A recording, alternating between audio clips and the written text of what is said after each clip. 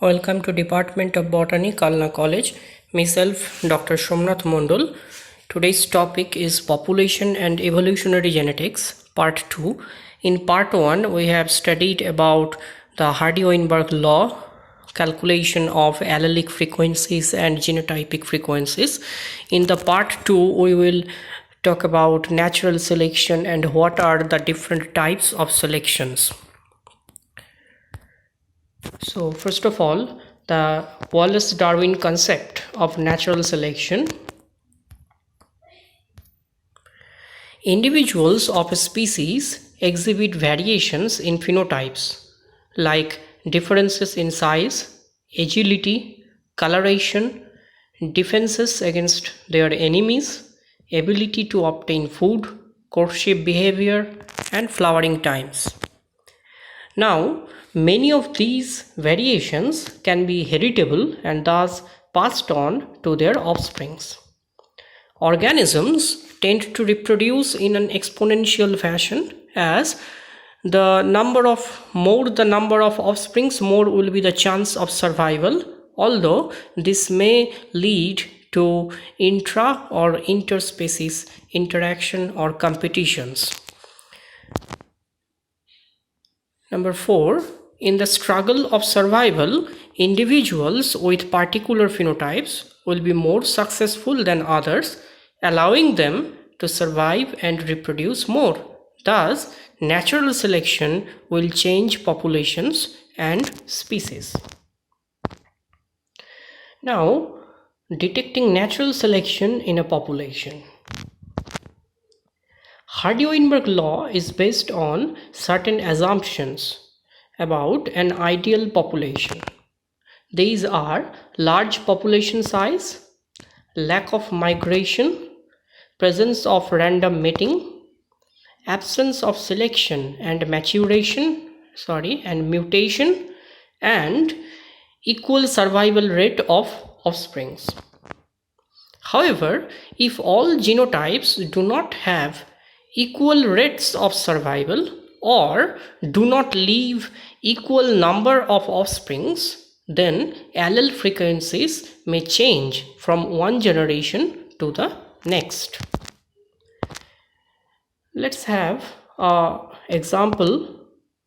Suppose a population of 100 individuals in which the frequency of allele capital A, the wild type allele A, is 0.5 and that of the recessive small a is again 0.5. Assume the previous generation has mated randomly.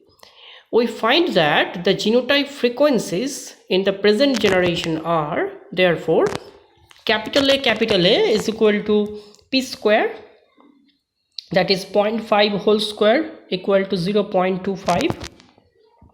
Capital S small a is equal to 2pq, that is 2 into the value of p and q is equal to 0.5, and value of small a, that is the homozygous recessive organism, is q square, that is 0.5 whole square equal to 0.25. Therefore, among 100 individuals, there are 25 homozygous dominant capital A individuals, 50 heterozygous capital A small a individuals, and 25 homozygous recessive small a individuals. Now suppose that individuals have different rates of survival. All 25 homozygous dominant capital A individuals survive to reproduce. However, only 90% of capital A small a, that is the heterozygous individuals, will survive to reproduce, that is 45 out of 50. Whereas the small a, that is homozygous recessive organisms, are surviving to reproduce only by 80%, that is 20 out of 25. Therefore, when the survivors reproduce, each contributes 2 gametes to the new gene pool, giving us a total of 180 gametes. Now, what will be the frequencies of two alleles in the surviving population? Therefore, out of 180 gametes, 50 capital A type gametes will be found from capital A, that is homozygous dominant individuals. They have capital A allele in both the loci. That is why 25 into 2, there will be 50 capital A type gametes. Whereas in heterozygous capital A small a individuals, only in one locus there is capital A allele. That is why 45 into 1 equal to 45 A type, capital A type gametes will be generated from heterozygous organisms. Thus, total of 50 plus 90, 45, that is 95 of capital A type gametes out of 180, that is 0.53. Similarly, we can calculate the frequency of small a type gametes, that is 45 from capital A small a heterozygous and small a, that is a homozygous recessive organisms. There will be 20 into 2, 40 small a type gametes. Therefore 45 plus 40 equal to 85 out of 180 will be small a type gametes. So this gets the ratio 0.47. So thus we can see within a generation the ratio, the frequency of alleles capital A and small a has been changed from 0.5 each to 0.53 and 0.47 respectively. Now, what is fitness? Fitness is an individual's genetic contribution to future generation. Genotypes associated with a high rate of reproductive success are said to have high fitness, whereas genotypes associated with low reproductive success are said to have low fitness. Therefore, Hardy-Weinberg analysis also allows us to examine fitness. By convention, population geneticists use the letter small w to represent fitness. Therefore, small w of capital A means the fitness of genotype capital A, and likely the small w of capital A small a is equal to fitness of the genotype capital A small a, and small w of small a is the relative fitness of genotype small a. Now from the previous data we can write that small w of capital A is 1, small w of capital A small a is 0.9 and small w of small a is 0.8. So what do they mean? So they mean that the fitness of capital A is 1, that is all capital A individuals survive to reproduce and contribute to their future generation, whereas only 90% of heterozygous capital A small a individuals survive to reproduce and contribute to their future generation, whereas only 80% of small a individuals survive to reproduce and contribute to their future generations. Hence, what are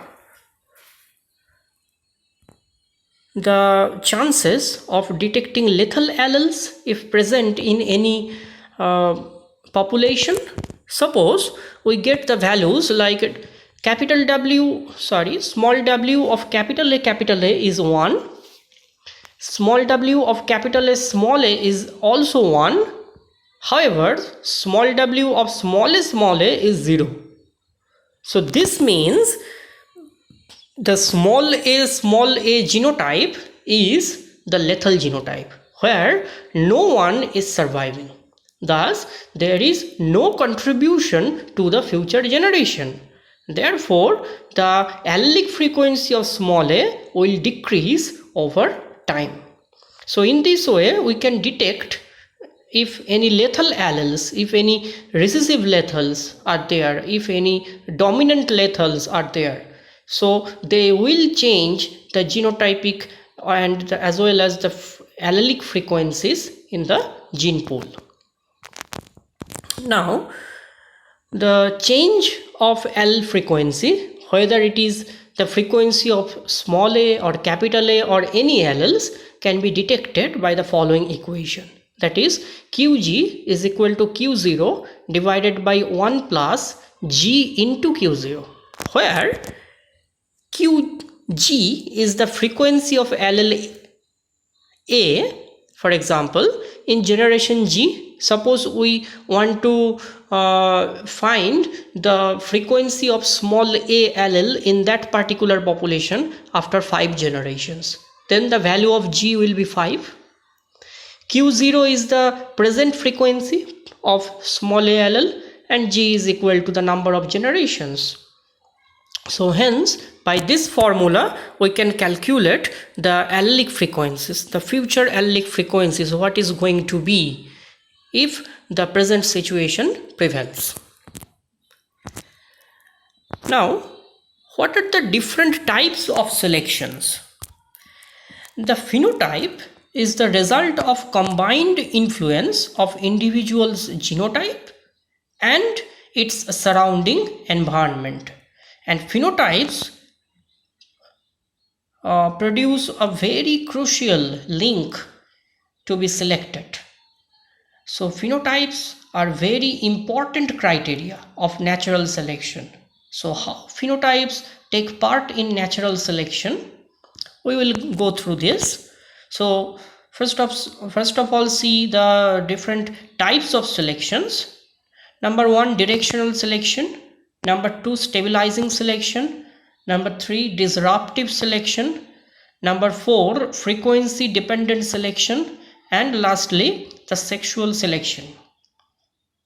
So let's have a look at the first type, that is the directional selection. So a mode of natural selection where a single extreme phenotype is favored. So let me explain what do you mean by the extreme phenotype. So in case of phenotype of certain population, we can say there can be extreme phenotypes and the moderate or intermediate phenotypes. Suppose there is a crow population, there are three types of phenotypes. One is black, pitch black, one is white, and another is ash colored. So here black and white, these two are the two extreme phenotypes, whereas the white is the intermediate or moderate phenotype. So in case of directional selection, a single extreme phenotype is selected. Let's have a look at the example first. That is, the allelic frequency or genetic variance will be shifted to one direction, the only direction which is being selected. The other two are not selected, therefore their allelic frequencies will be lost. For example, Biston betuliria, the peppered moth, they were predominantly light in color, called as typicamorph. Their light body color camouflaged well on the tree trunks, and in this way they are survived from their predators. However, with industrial revolution, all the carbon particles on the air, shoots are deposited on the tree trunks. Therefore, the shoot color is changed into more darker shades. Now, on darker shades, a light colored typica moth will be easily identified by the predator. So that is how the body color of the peppered moth has been evolved from typicamorph to the carboniamorph, that is the dark colored moth, so that it can camouflage well on the shooty tree trunks. So this is the image. So we can see the typica light colored morph, that is very much well contrast is there, and thus it is very well detected while sitting on the carbon coated tree trunk. However, the carboniamorph, it is very well camouflaged on the same tree. Now coming to the second, that is the stabilizing selection. In case of stabilizing selection, an intermediate phenotype will be selected. So just reverse, an intermediate phenotype will be selected, not the extreme phenotypes. For example, suppose cats, all types of cats have a moderate long tail. So the tail is not too long, neither too short. Suppose a tiger having a too short tail, then it will lose its balance while moving or jumping. Or it has a longer tail, then the tail will drag on the forest floor, and thus its prey will be signaled that a tiger is coming on its way.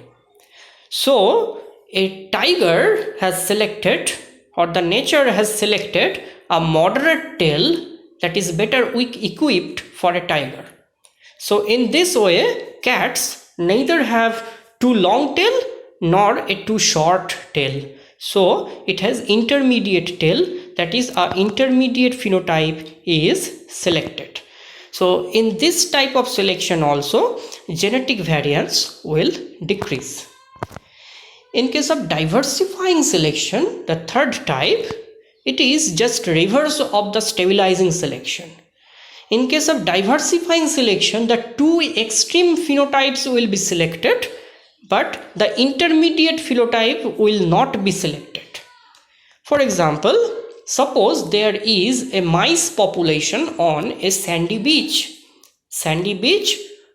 where there are scattered bushes. Now, one population of mice is inhabiting in the sand, and thus they will have a light coat color so that they can camouflage well in the sand, and mice population which are hiding behind the bush, they will have a darker coat color so that they can camouflage within the bush.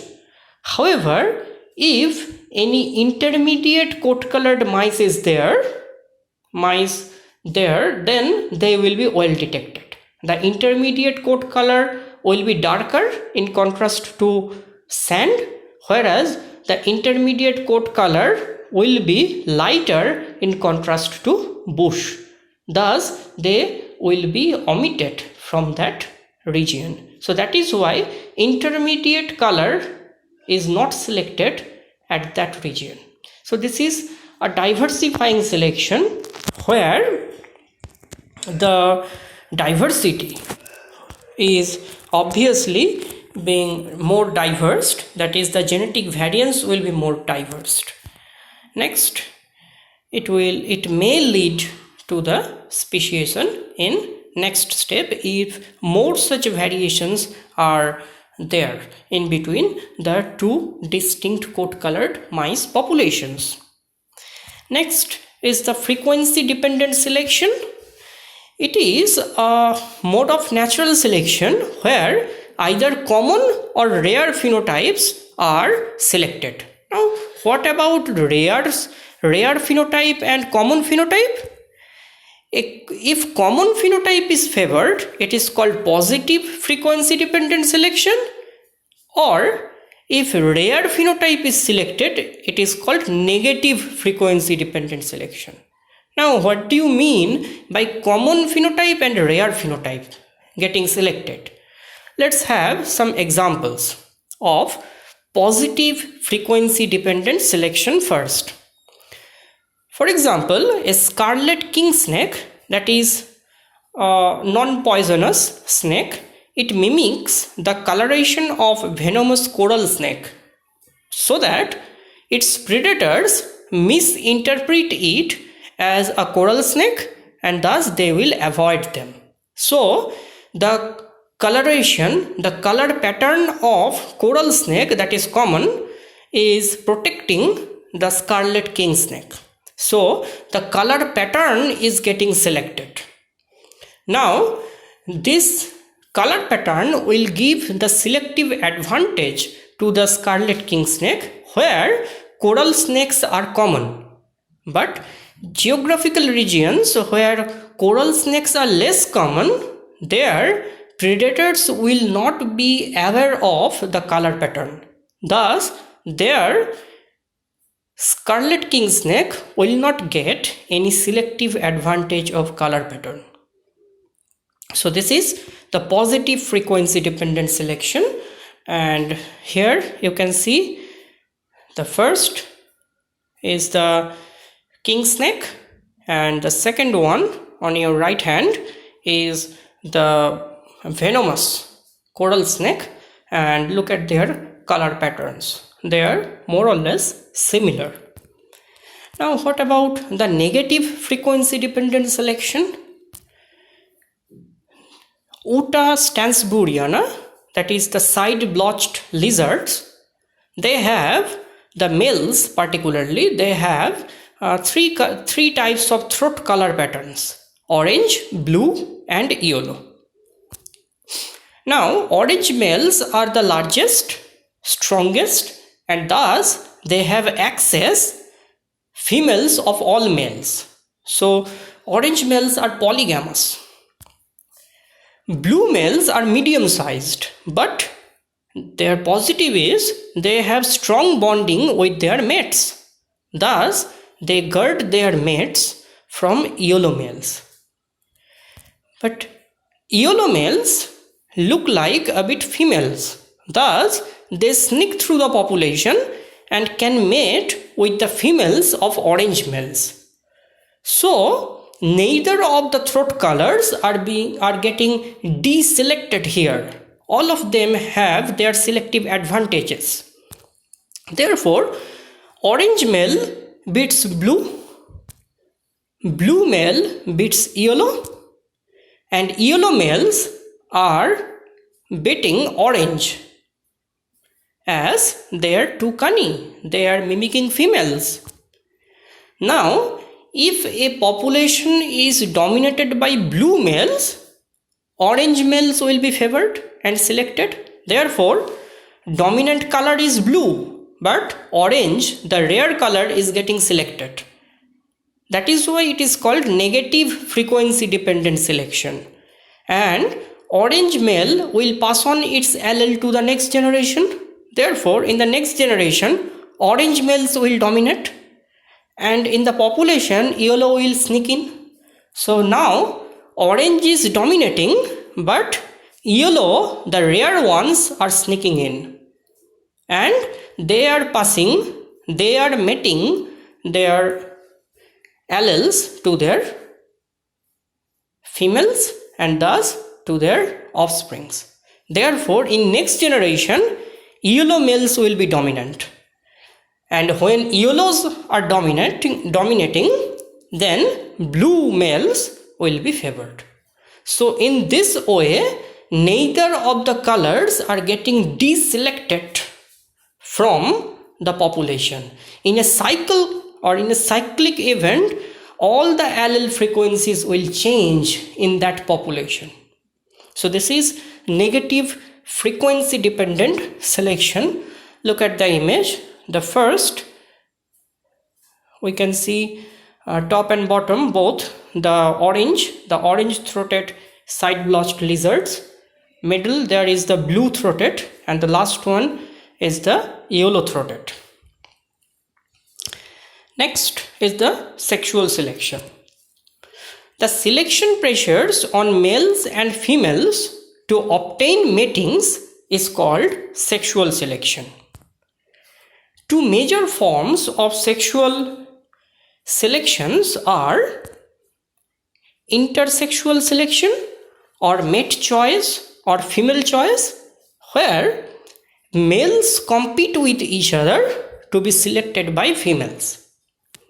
And number two, intrasexual selection or male-male competition, where males aggressively compete among themselves to get a chance of mating with the limiting sex, that is the female.